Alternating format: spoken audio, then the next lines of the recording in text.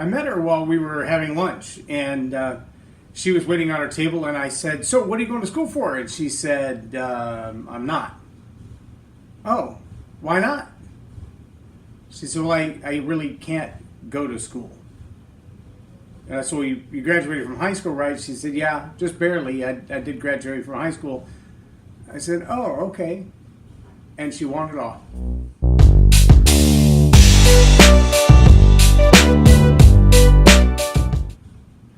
I'm J Loren Norris with Leading Leaders Podcast. It's amazing to me how many people have barriers in their life, and they, from the perspective where they stand today, don't realize that those barriers are self-constructed.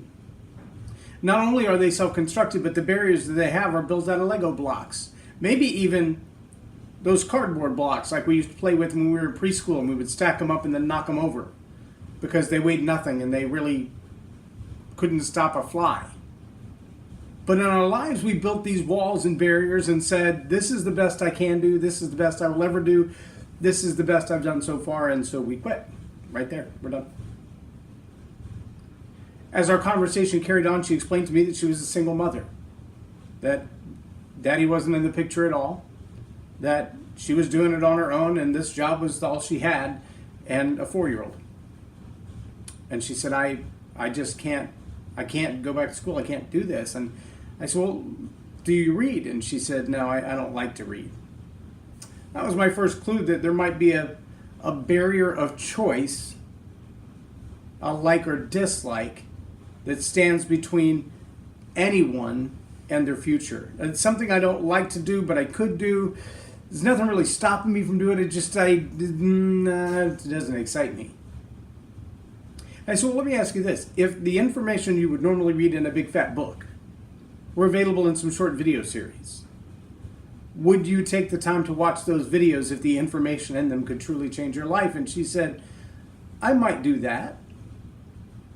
And I said, well, I have this $2,500 leadership series that we've trained literally all over the world. We've trained it in high schools, we've trained it for large companies, we've trained it for the Parliament in the Congo, and I have access to that on my phone.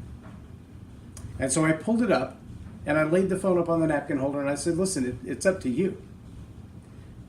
Before I leave today, if you type in your cell phone number and text that to yourself, you'll have access to that training at no charge. But it's completely up to you.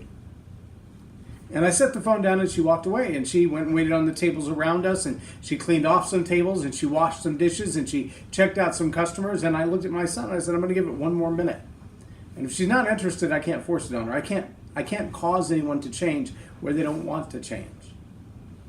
And she walked back, and she looked at me, and she said, why would you do this?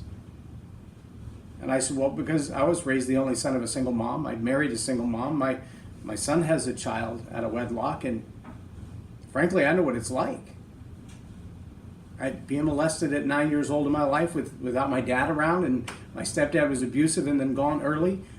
I know exactly what it's like. I know what it's like to be the only son of a single mom. I know what it's like to live on food stamps and barely making it.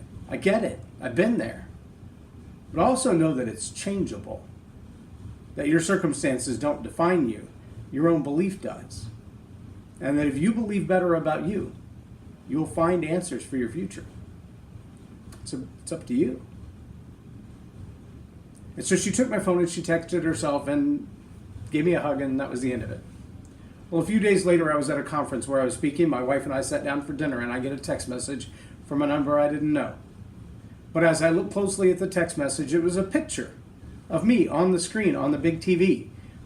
The videos that I had sent to this young lady, and all it said was, you're awesome. That was it. And then when I replied, she replied again and said, I've shared them with several of my friends.